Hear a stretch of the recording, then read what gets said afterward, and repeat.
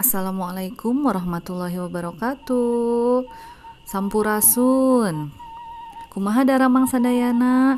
Mudah-mudahan hidup aya dina kaayaan sehat walafiat. Pangajaran dinten ieu urang diajar deui pangajaran bahasa Sunda kelas 4 ngeunaan kalimah ngantet.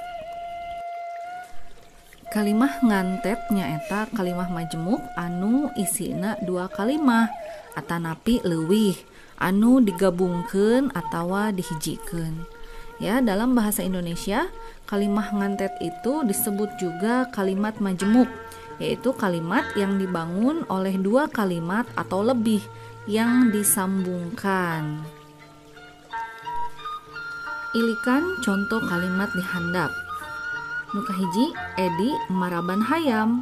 Kaduana, Nina keur masak di dapur. Kalimah nu tadi teh duanana oge kaasup kalimah salancar. Nyaeta kalimah anu ukur diwangun ku hiji jejer atawa subjek jeung hiji caritaan atawa predikat. Eta dua kalimah teh dihijikeun jadi kieu. Edi maraban hayam, ari Nina keur masak di dapur. Jadi dari dua kalimat tersebut digabungkan menjadi satu kalimat dengan hanya menggunakan kata penghubung ya. Kata penghubungnya yaitu kata ari. Tah kalimah salancar anu dihijikeun atawa dikantetkeun kitu teh disebutna kalimah ngantet. Ditilik tina wandana kalimah ngantet teh aya dua rupa. Nyaeta kalimah ngantet satata atawa sadarajat, nu kaduana kalimah ngantet teu satata atawa seler sumeler. Ngarah leuwih jentre ayeuna urang pedar hiji-hiji ngeunaan kalimah ngantet satata jeung kalimah ngantet seler sumeler. Kalimah ngantet satata atau sadarajat nilik kana eusina kalimah ngantet satata teh aya tilu rupa. Kalimah ngantet satata anu satujuan. Ieu kalimah ngantet teh ngagunakeun kecap panyambung jeung sarta tuluy atawa terus. Contona kagiatan dina poe ieu teh ngabagikeun kartu ondangan rapat jeung mereskeun tempat katut pakakas liana. Contoh kalimah anu kadua, sawah teh lega sarta subur. Contoh anu katilu, sanggeus ngagorowok tuluy manehna lumpat. Anu kaduana kalimah ngantet satata anu lalawan. Kecap panyambung anu digunakeun dina ieu kalimah nyaeta ari jeung tapi. Nah, contoh kalimahna nya imah kuring dilebak, ari imah udung mah ditonggo.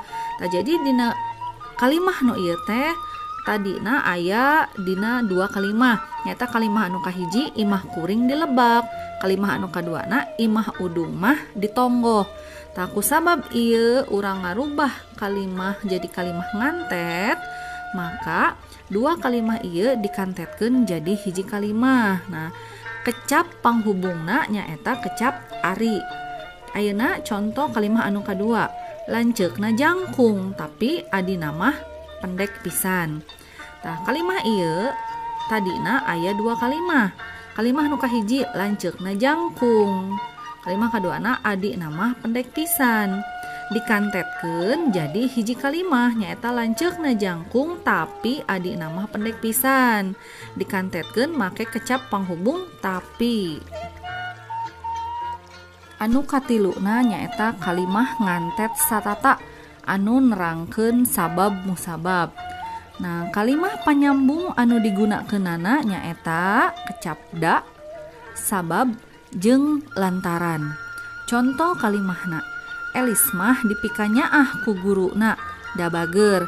Jadi kalimah awalna nyaeta Elis mah dipikanyaah ku guruna. Ya, kalimah anu kaduana Elis mah bager. Tah, dua kalimah eta dikantetkeun make kecap panyambung da. Kalimah anu kadua pepelakan teh garing. Kalimah anu salajengna pepelakan teh henteu kahujanan. Dua kalimah eta dikantetkeun make kecap panghubung sabab. Jadi pepelakan teh garing sabab henteu kahujanan.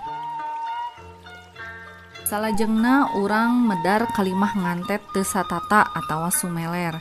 Yen anu dimaksud kalimah ngantet teu satata atawa sumeler teh nyaeta kalimah ngantet anu diwangun ku kalimah lulugu jeung kalimah seler. Kalungguhan kalimah seler teh pikeun ngaganti sahiji bagian anu aya dina kalimah lulugu, bisa ngaganti jejer, objek atawa katerangan. Tenan contoh sejena di handap. Kalimah seler mangrupa jejer, nu kahijina disebutkeun ku jajat yen eta barang teh meunang nginjem. Salajengna Mamat nyarita ka indungna yen manehna hayang nuluykeun sakola ka STM. Kalimah seler mangrupa objek. Contohna Bu Erni netelakeun buku teh kudu dibaca. Salajengna kolotna meh saban waktu mepelingan yen hirup teh kudu basajan. Anu katiluna kalimah seler mangrupa keterangan. Contoh kalimatna basa indungna maot manehna ngarumpuyuk kapiuhan. Contoh kalimat salajengna sabot uhen balangah sapatuna disumputkeun ku babaturanana. Tah sakitu pedaran ngeunaan kalimah ngantet. Sakali deui ku ibu di pikawruh kalimah ngantet nyaeta kalimah majemuk anu eusina dua kalimah atanapi leuwih anu digabungkeun atawa dihijikeun. Tah ya, dua kalimah anu dikantetkeun ngagunakeun kecap panyambung ya.